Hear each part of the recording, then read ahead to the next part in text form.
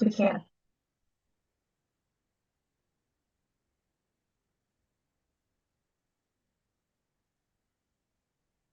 Mm-hmm. All right.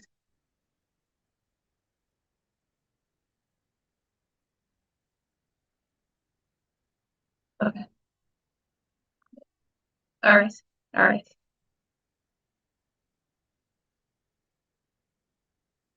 Okay.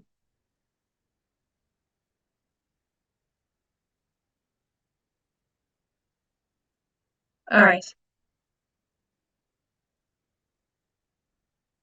All right. All right. So I'll start and then I'll give the mic to our moderator and our speaker. Okay. Awesome.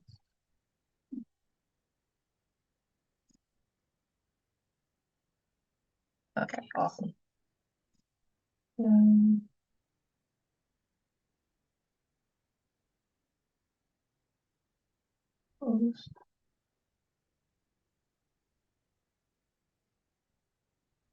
I'm also watching all this. Because I don't have the Yobi app, I have to go through all the different platforms separately.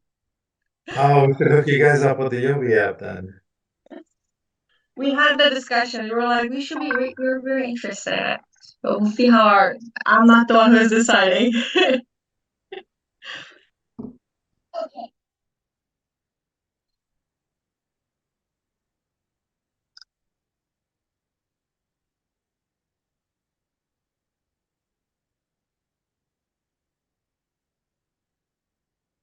All right. Fama's an app. Fama is, right now we're only seeing, do you see YouTube? Do you see YouTube? Okay.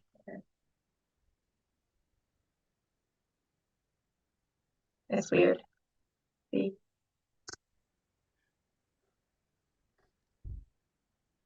Can you fix it?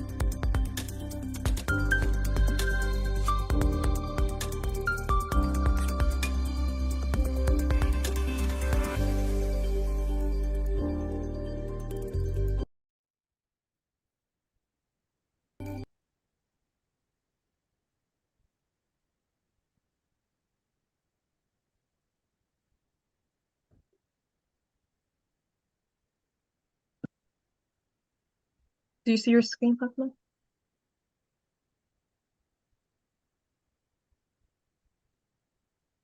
So sorry, Mr. Reza, we're kind of dealing with a tech problem. No worries. And in the episode, we're going to talk about the tech modes. All right.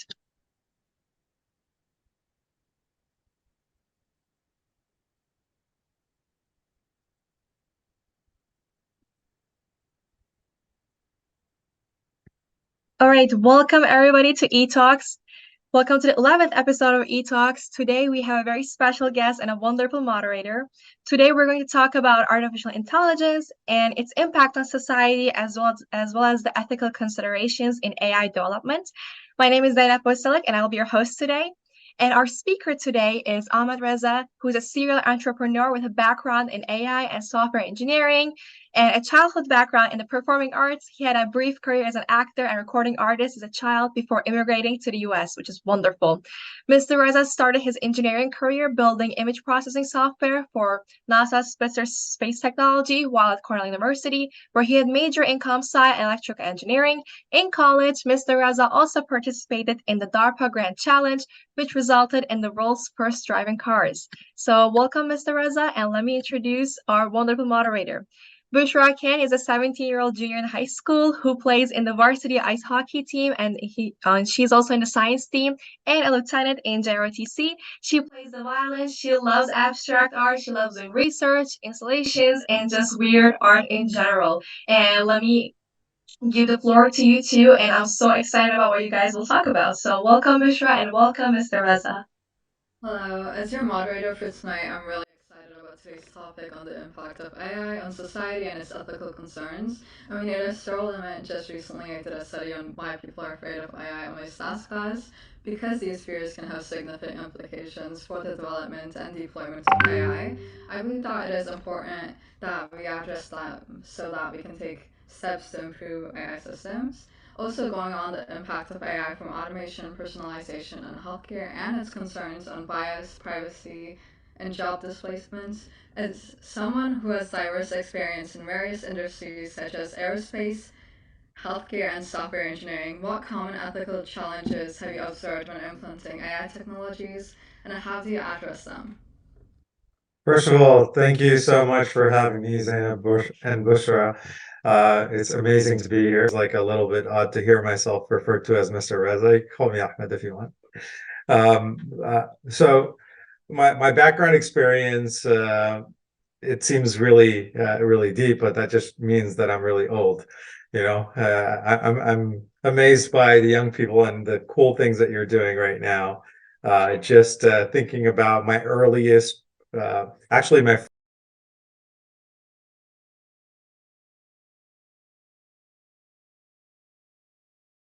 first job in New York, one of my earliest jobs in New York was being an editor, first being an assistant and then being an editor at Shamol Bangla Television, which so now that you guys are streaming, I see you guys like working together, right?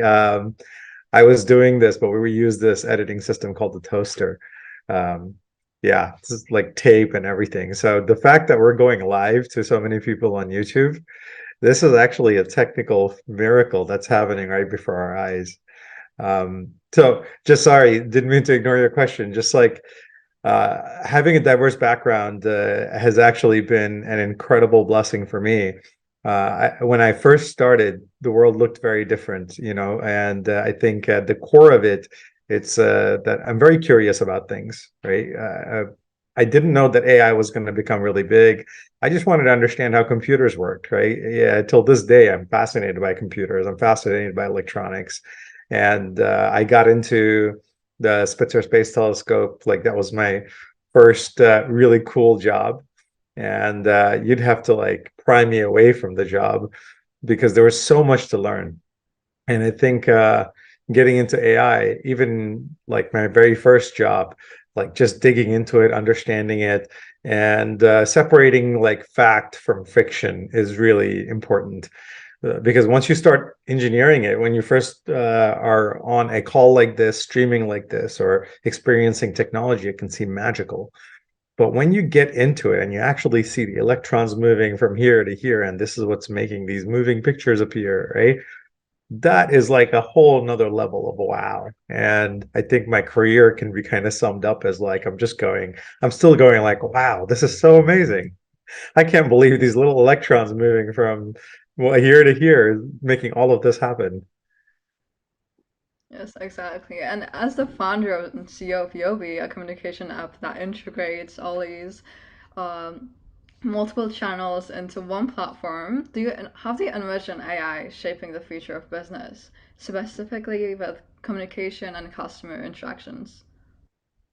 So part of being a geek is kind of living in the future. So I don't know if you're a fan of Star Trek, but I know Star Trek's had a little reboot. But for me, at least in my formative years, like watching Star Trek, watching Commander Data, and if you haven't watched the latest episodes of Picard yet, I don't want to give away who Commander Data is, but you'll see like they're in the starship and they're just saying, "Computer, do this," and the computer just does it, right? And at the time, it's just science fiction. But one of the things that I think we always kind of strive for is to make that reality, right? Like, what if I could really make this happen? Back in the late 90s, there was this Motorola cell phone called a StarTAC, and it would flip open just like a tricorder on Star Trek. So today I see AI and I actually think about Star Trek and how, you can call Siri or Alexa. A lot of it is actually inspired by that. So if you think about the future of communications, it's like you got to live in the future a little bit. You got to understand that it's no longer telephones, right? For me, specifically, it was like business communications, understanding that. And then also realizing, what you don't ever see on Star Trek is, Captain Kirk going, hang on a second, right? Like if Captain Kirk did that just would not be a fun show to watch, right? You notice that they were present and that the computer is definitely there. And the computer is always there, but it's never like in the way. If I did this, like that's very annoying, right? So this is kind of transitionary technology. Like this is technology that gets us to a point where we can look each other, in the eyes and we can connect as human beings and live in a world that's augmented, where the computing kind of disappears in the background. And that to me is like the promise of AI. So if I said, "Hey, computer, what am I forgetting?" Right, and it says, "Oh, you forgot to talk to your mom." She would love to watch this. I think my mom might be watching this. I just sent her a link, right? So that I could be more present, and my AI can handle a lot of that. So one of the things that the AI should be handling, in my opinion, is a lot of communication, a lot of like little things like scheduling. So, for example, I would love to be on shows like this, and I know you guys talk to my team, but one of the things you might not be aware of is that I have an AI synthetic clone of me. So you can talk, and we use these synthetic clones to communicate on my behalf. So I actually end up spending a lot less time doing appointment setting and a lot more time where I'm able to be present. So even on social media, you'll notice that I'm very, very responsive. Part of the reason is because, my AI clone, which is trained on my voice, you know, it knows what to say. Like a small talk, if somebody says hello, how do you respond? Hello, Bushra. Hello. Right. Say, how are you doing today? I'm good. How are you? I'm good, right? And it doesn't take a lot to actually mimic that conversation. And just these little pleasantries often is how we establish relationships with one another. So if you think deeply about how do people communicate and what is the communication that you want more of in your life, I'm pretty sure if I told you that you didn't have to be on hold with a travel agent, or you didn't have to spend any time on hold waiting for stuff, right? But you got to have a lot more meaningful conversations with friends and people that you're really interested in connecting with. Like you'd love to do that. So that's what my digital clone does. And I'll introduce you to my synth here in a sec. Let me know if you can hear him. I got to turn the volume up so you can hear him. Hi, I'm Ahmed Yobi, a synthetic agent trained on his personal data and communications.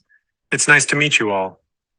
I'll handle the notifications and communications so he can focus on this presentation. I So, definitely do, but that's great. Yeah. so it sounds similar enough to me, and it's able to carry on conversations so that I genuinely would love to connect with more people and do more things. And this I believe is the future of communications, where your agent and my agent could talk to each other. Right? It sounds very Hollywood, right? Have your people talk to my people. It's like have your Yobis talk to my Yobi, and we'll figure it out. Well, how cool is it if you just connected with more amazing people and got to spend your time more focused? So, like, I have notifications turned off on my phone. And the reason I can do that is because I don't have to attend to it. My synthetic agent attends to it. And when there's big things that I have to attend to, it creates tasks for me. Yes, that's great. And especially with how AI helps us and with how it promises to help us in like the automation field, with your background and especially like hacking CryEngine units, ECUs to improve performance, considering the potential ethical concerns surrounding unauthorized access and modifications, how do you navigate that? Oh boy, you've definitely done your homework. So one of the startups that I worked at that was just an incredible amount of fun was Superchips, where we literally reverse engineered ECUs to figure out how to make cars go faster. Um, so technically, are you supposed to do that? No, but at the same time, like the hacker spirit is a really powerful one. If you were there back in the early 90s or mid 90s, late 90s, the open source hacker is actually an honorific term among geeks. When you say, oh, so and so is a hacker, right? And it was another way of keeping people who didn't understand that it was an honorific term like out. So if somebody was like, hacker, what? Do you steal credit cards in a hoodie? And it's like, no, that's not what it means. Right? Like that's the news. But between programmers, it's like you're so smart, you really know how the computer works. So you know its vulnerabilities, its shortcomings, like you are a guru, right? And not everybody really knew how to do that. As a matter of fact, the popular site Stack Overflow, I that's a mean, hacker. Yeah, that's a hacker term. So one of the things you could do in C++ or in the early days is you could do these little attacks where you make the Stack Overflow, and then you get access to stuff you're not supposed to get access to. So with respect to that, right, there's the curious culture, there is a rebel culture, which I think is really awesome. But the ethics and morality behind it is really important. What do you do with that, right? Are you doing something for fun versus doing something where you are stealing grandma's credit card? That's not cool, right? That's not a hacker, that's just a thief, right?